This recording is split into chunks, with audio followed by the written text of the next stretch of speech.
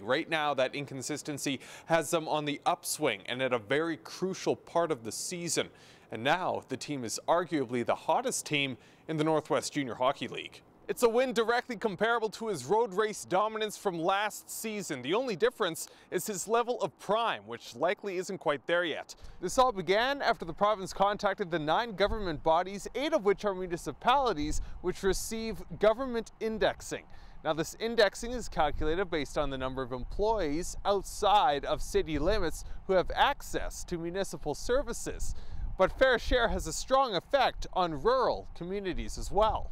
Of course, one of the fine features of living in the Peace region is the weather, and today it's dipping to around 15 below with plenty of snowfall. Different tools alone on their pieces. Now, of course, you'll have your standard shovels and brushes and chisels, but some slightly more creative, like one of the artists who's using a standard horse brush to help smooth out some of the edges.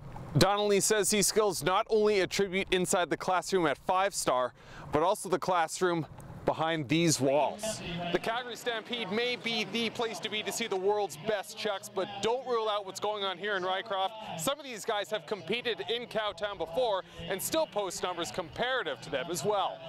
One of those guys is Sean DeBolt, representing the host sponsor, who's mixing it up a bit for his race. This year, the tour includes 8 different gardens. 2 are located directly in Fort St. John. 1, which I'm at right now, is located north of the city, and the remaining 5 are out in the Baldonnel County.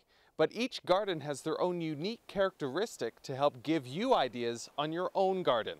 From bridges over ponds to how to trim edging on your gardens. It was a dream come true for the Tumbler Ridge Aspiring Geopark Committee.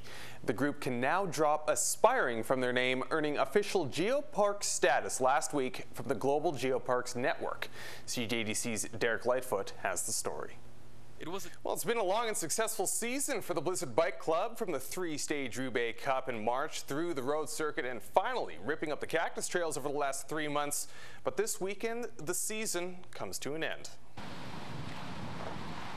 Road races, mountain biking, and cyclocross. And for a community facing a shortage in healthcare professionals, a fresh face in the city's health industry is always welcomed. CJDC's Faiza Amin tells us more. The days are cooler, the sun sets sooner, and the leaves are finally changing color. That, of course, can only mean one thing: fall has arrived. Even Google is getting in on the fun to mark this colorful occasion. As of 10:29. And in Fort St. John tonight, you're on your way to, I think, the Flyers. Yes, right after this, the Flyers' last preseason game. The puck drop is 8:30 at the North Peace Arena for anybody else who wants to check it out. It's going to be a great game. They won their first 2 games. That second one, of course, a 4-3 overtime win against Fort Nelson. Pretty exciting, eh? I can't begin to tell you how another exciting. term. I know.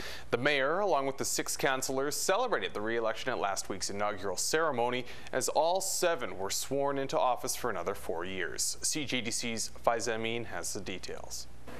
After an extended summer break, BC and Peace Region students are finally back in the classroom. And as CJDC's Derek Lightfoot tells us, it will take some time for both kids and teachers to adjust to their new schedules, but it was very much business as usual. Classrooms and school parking lots.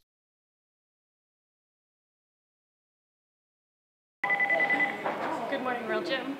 If you're one of the New Year, New Me ambassadors, getting a gym membership likely crossed your mind. Everybody's got their New Year's resolutions, maybe a membership for a Christmas present, and everybody shows up either this week or next week at the gym. Fort St. John's World Gym is part of the nationwide trend, where an influx of new recruits hit the treadmill looking to shed a few extra pounds. But the pattern doesn't stop there. Within only a couple weeks, the numbers begin to fall off again. First week of January, everybody's off to a fresh start. By mid-January, the numbers drop a little bit. By mid-March, they've dropped off a little more. It's normal. On average, gym membership sales increased 20% in January alone. But by spring, the numbers are right back to normal. The main reason? A lack of motivation and patience. Everybody wants to get everything done in a week, or by the next weekend, it seems like. And they just have to realize that they probably didn't put on any weight they have in a week. So you have to be realistic about your goals, that's all. A realistic goal is losing roughly a pound per week. World Gym offers several ways to help reach those goals, including a large variety of cardio machines, weightlifting options, and several fitness classes. We have the Zumba classes with the dance lights and the light show. We've got spinning in the dark now. All of the things that should make it easy to stay comfortable in the gym, make you want to be here, make it a little more fun. If you're one of the thousands who struggle to keep their New Year's resolution, it's all about taking it slow, making it fun, and establishing it as a way of life. We just try to get people interested in setting it up as a lifestyle rather than something that has an expiration date on it. Mitch Bach, CJDC-TV Sports, Fort St. John. Heading into Monday's Peace Country Open final, Travis Eggers felt good, especially after taking down Edmonton's Terry Clarkson in the semifinals. But he's up against longtime local rival Rich Hosker, who's won the event 2 of the last 3 years. Well, this year, of course, Lake Point is in top-notch shape and will certainly be a test as well. Unfortunately, with where we are in the world, we have quite a short growing season. So with what we have to work with and our season, Mike and his staff outside do a fantastic job. We'll pick it up on the back nine. Hosker down a hole, looking to capitalize on a rough tee shot from Eggers. He'd leave himself roughly 30 feet, eventually 2-putting for par. Eggers needing this to stay one up. Drops it, but it's short-lived.